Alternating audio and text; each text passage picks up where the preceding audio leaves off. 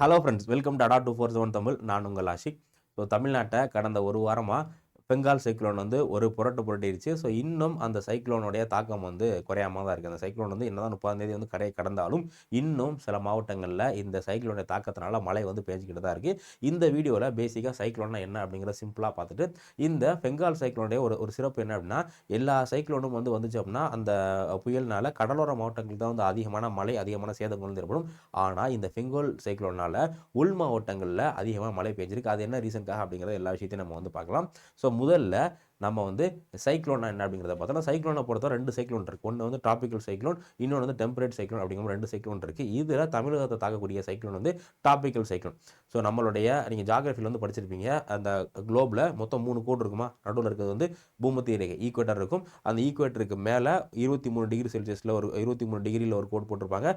அதே மாதிரி கீழே 23 டிகிரியில் கோடு போட்டிருப்பாங்க. இது பேர் என்ன? அச்சரேகை, கடகரேகை, மகர ரேகை, கடகரேகை அப்படிங்கிற மாதிரி சொல்லுவோம் இல்லையா? ஸோ மகர ரேகை, கடகரேகைன்னு சொல்லிட்டு இந்த tropic of Cancer, tropic of Capricorn, இந்த பகுதிக்குள்ள ஒரு புயல் வருது அப்படின்னா அதை நம்ம என்ன சொல்கிறோம்? ட்ராபிக்கல் சைக்ளோன் அப்படிங்கிற மாதிரி சொல்கிறோம். ஸோ இந்தியாவும் இந்த ரேஞ்சுக்குள்ளே தான் இருக்குது. ஸோ அதனால இந்தியா மற்றும் தமிழகத்தில் ஏற்படக்கூடிய புயல் வந்து ட்ராபிக்கல் சைக்ளோன் தான். ஸோ இந்த புயல் வந்து எங்கே ஏற்படும் அப்படின்னா, இந்த ட்ராபிக்கல் சைக்ளோன் அப்படிங்கிறது இது கடலில் தான் பெரும்பாலும் ஏற்படும். எங்கே ஏற்படும்? இது பெரும்பாலும் பார்த்தீங்க அப்படின்னா கடலில் தான் இந்த டாபிக்கல் சைக்ளோன் அப்படிங்கிறது எங்கே ஏற்படும்? இது வந்து கடலில் தான். இது வந்து லேண்டில் வந்து ஏற்படாது. இது வந்து நிலத்தில் ஏற்படாது, கடலில் தான் வந்து ஏற்படும். ஸோ கடலில் பார்த்தீங்க அப்படின்னா ஒரு பர்டிகுலர் இடம், ஸோ கடலில் ஒரு சில இடத்துல மட்டும் ஹீட்டு ரொம்ப இருக்கும். ஒரு சில இடத்துல மட்டும் பார்த்தீங்கன்னா கடலில் வந்து அதிகமாக வெப்பம், ஸோ ஹீட் வந்து ரொம்ப இருக்கும். ஓகேங்களா? ஸோ நீங்கள் சயின்ஸில் வந்து படிச்சிருப்பீங்க, எந்தெந்த இடத்துல தான் வந்து ஹீட் அதிகமாக இருக்கோ அங்கே ப்ரெஷர் வந்து கம்மியாக இருக்கும். ஸோ எங்கெங்கெல்லாம் வந்து வெப்பம் வந்து அதிகமாக இருக்கோ அங்கே காற்றோடைய அந்த ப்ரெஷர் இருக்கு இல்லையா, அது வந்து கம்மியாக இருக்கும், லோ ப்ரெஷர் இருக்கும். ஸோ அதனால தான் நீங்கள் நியூஸில் கேட்டிங்க அப்படின்னா குறைந்த காற்றழுத்த தாழ்வு மண்டலம் உருவாயிருக்குன்னு சொல்லுவாங்க. ஸோ ஸ்டார்டிங்கில் இந்த சைக்ளோன் உருவாகணும் அப்படின்னா அதுக்கு தான் கண்டிஷன். கடலில் இருக்க ஏரியாலே வந்து ஒரு ஏரியாவில் மட்டும் என்ன ஆகும் அப்படின்னா அதிகமாக வெப்பம் வந்து இருக்கும். ஸோ அந்த வெப்பம்னால அங்கே வந்து குறைந்த காற்றழுத்த தாழ்வு வந்து உருவாகும். அங்கே வந்து என்ன ஆகும்? லோ டெம்பரேச்சர் உருவாகும். ஓகேவா? ஸோ நம்ம ஜாகிரபி சயின்ஸில் வந்து படிச்சிருப்போம். ஸோ எப்போவுமே வந்து ஒரு இடத்துல லோ ப்ரெஷர் இருக்குது அப்படின்னா அதை சுற்றி உள்ள ஹை ப்ரெஷர் எல்லாமே என்ன ஆகும்? அந்த ஹை ப்ரெஷர் விண்ட் எல்லாமே லோ ப்ரெஷர் நோக்கி வந்து மூவ் ஆகும். ஸோ விண்டை பொறுத்தவரை எங்கேருந்து எங்கே மூவ் ஆகும் அப்படின்னா ஹை ப்ரெஷரில் இருந்து. ஸோ சுற்றி வந்து ஹை ப்ரெஷர் இருக்கும். ஏன்னா இந்த இடத்துல மட்டும்தான் இருக்குது. இந்த இடத்துல மட்டும்தான் வந்து லோ ப்ரெஷர் இருக்குது, அதிகமாக ஹீட் இருக்கிறதுனால. ஸோ இது சுற்றி உள்ள ஏரியாக்கெல்லாம் இருக்கு இல்லையா, இங்கே வந்து கோல்டாக இருக்கிறதுனால, ஸோ இங்கே வந்து கோல்டாக இருக்கிறதுனால ஹை ப்ரெஷர் இருக்குது. ஸோ எப்போவுமே காற்று வந்து பார்த்திங்க அப்படின்னா ஹை ப்ரெஷர்லேருந்து லோ ப்ரெஷர் நோக்கி மூவ் ஆகும். ஹை ப்ரெஷர்லேருந்து லோ ப்ரெஷர் நோக்கி மூவ் ஆகும். அப்போ என்ன ஆகுது? காற்று வந்து இதை நோக்கி, இந்த லோ ப்ரெஷர் இருக்குல்லையா, இதை நோக்கி அப்படியே மூவ் ஆகுது. இதை நோக்கி சுற்றி உள்ள காற்று எல்லாமே வந்து மூவ் ஆகுது. ஸோ மூவ் ஆகி ஒரு சுழல் மாதிரி உருவாகுது, ஒரு சைக்ளோன் மாதிரி உருவாகுது. ஸோ எப்போவுமே வந்து எந்த இடத்துல இந்த லோ ப்ரெஷர் இருக்கோ, எந்த இடத்துல வந்து குறைந்த காற்றழுத்த தாழ்வு இருக்கோ அங்கே என்ன இருக்கும்? ஹீட் வந்து அதிகமாக இருக்குன்னு பார்த்தோமா. இப்போது ஹீட் அதிகமாக என்ன நடக்கும்? நம்ம ஸ்கூலில் படிச்சிருப்போம், நீராவி ஆகுதல். ஸோ வாட்டர் எவாபரேஷன் அந்த அப்படிங்கிற ப்ராசஸ் நடக்குமா.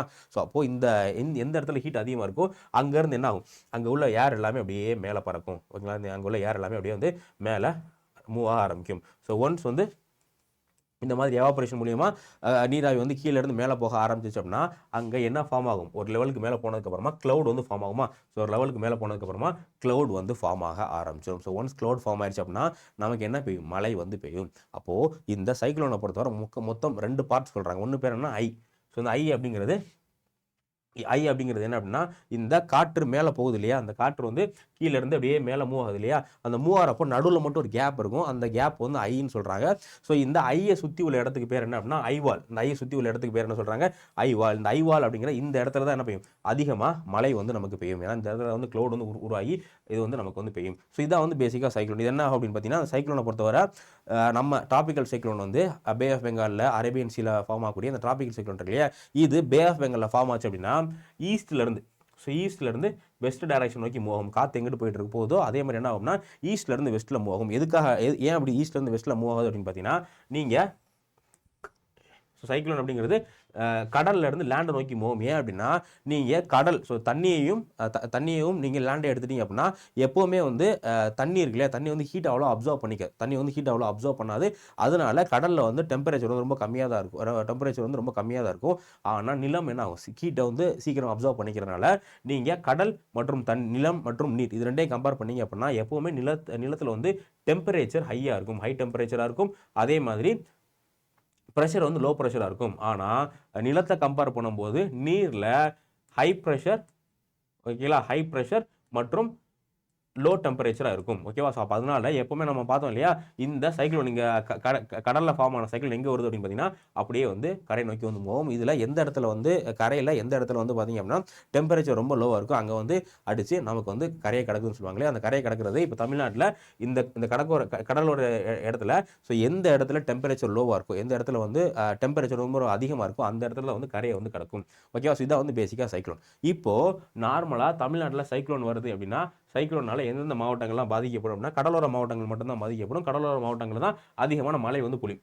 ஓகேவா? ஸோ கடலோர மாவட்டங்கள் தான் வந்து மழை அதிகமாக பெய்யும். நாகப்பட்டினம், கடலூர், அதேமாதிரி பாண்டிச்சேரி, சென்னை, இந்த மாதிரி கடலோர மாவட்டங்கள் தான். ஓகேங்களா? அதேமாதிரி கன்னியாகுமரி, இந்த மாதிரி கடலோர மாவட்டங்கள் தான் வந்து பாதிக்கும். கடலோர மாவட்டங்கள் அதிகமாக வந்து மழை பெய்யும். ஆனால் இந்த இதில் பார்த்தீங்க அப்படின்னா, விழுப்புரத்தில் அதிகமாக மழை பெஞ்சிருக்கு. அதே மாதிரி வந்து திருவண்ணாமலையில் அதிகமாக மழை பெஞ்சிருக்கு.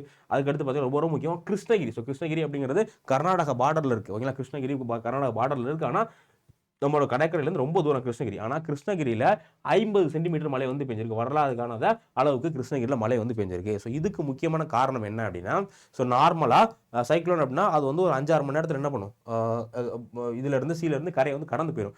ஆனால் இந்த சைக்ளோன் பார்த்தீங்க அப்படின்னா கிட்டத்தட்ட 30 மணி நேரம், இந்த பாண்டிச்சேரி கடற்கரை கிட்ட கரையை கடக்காமல் 30 மணி நேரம். எவ்வளோ மணி நேரம்? ஸோ 30 மணி நேரம் வந்து பார்த்தீங்க அப்படின்னா இந்த பெங்கால் சைக்ளோன் வந்து அப்படியே நிலை கொண்டிருந்திருக்கு. ஸோ இந்த நிலை கொண்டிருக்கிறதுனால பார்த்தீங்க அப்படின்னா இந்த பகுதிகளில் என்னென்ன மாவட்டங்களாக இருக்கோ அது எல்லா மாவட்டங்களுக்குமே வந்து மழை கொட்டி தீர்த்துருக்கு. இது வந்து ரொம்ப முக்கியமான விஷயம். அதே மாதிரி ஒன்ஸ் வந்து சைக்ளோன் கரைக்கு வந்துருச்சு அப்படின்னா அதுக்கு வந்து மாய்ஸ்சர், ஸோ அதுக்கு வந்து ஈரப்பதம் வந்து இருக்காது. ஏன்னா கடலைனா ஈரப்பதம் இருக்கும். பட் ஒன்ஸ் வந்து லேண்டுக்கு வந்துருச்சு அப்படின்னா நிலத்தில் வந்து அந்தளவுக்கு ஈரப்பதம் இருக்காதனால அது மழை வந்து பொழியாது. ஆனால் இந்த சைக்ளோன் வந்து 30 மணி நேரம் இதே இடத்துல இருந்தனால என்ன இருக்குது அப்படின்னா, இதுக்கு தேவையான அந்த மழை பொழியலுக்கு தேவையான ஈரப்பதத்தை அந்த அந்த கடல்ல இருந்து எடுத்துக்கிட்டே இருந்து இந்த இடத்துக்கு ஃபுல்லாமே அந்த மழை வந்து கொடுத்துருக்கு. ஸோ அதனால தான் பார்த்தீங்க அப்படின்னா இப்போ அதிகமாக பாதிக்கப்பட்டது புதுச்சேரி, அதிகமாக பாதிக்கப்பட்டிருக்கு. அதே மாதிரி கடலூரும் அதிகமாக பாதிக்கப்பட்டிருக்கு. விழுப்புரம், தென் திருவண்ணாமலை, தென் கிருஷ்ணகிரியில் 50 சென்டிமீட்டர் வந்து மழை வந்து பெஞ்சிருக்கு. ஸோ இதனால தான் பார்த்தீங்க அப்படின்னா இந்த புயல் வந்து ஒரே இடத்துல 30 மணி நேரம் நிலை கொண்டதுனால தான் இந்த உள் மாவட்டங்களுக்கெல்லாம் அதிகமான பாதிப்புகள் வந்திருக்கு. ஓகேவா? ஸோ இதான் வந்து ஒரு சிறிய விளக்கம். ஸோ சைக்ளோன் பற்றி உங்களுக்கு ரொம்ப இன்டெப்த்தாக வீடியோ வேணும் அப்படின்னா சொல்லுங்கள், கண்டிப்பாக அதை பற்றி நம்ம வீடியோ வந்து போடலாம். ஸோ இப்போதைக்கு இந்த பேசிக்கான விஷயம் மட்டும் தெரிஞ்சுங்க. ஸோ இன்னொரு வீடியோவில் நம்ம மீட் பண்ணலாம். Thank you guys. தேங்க்யூ.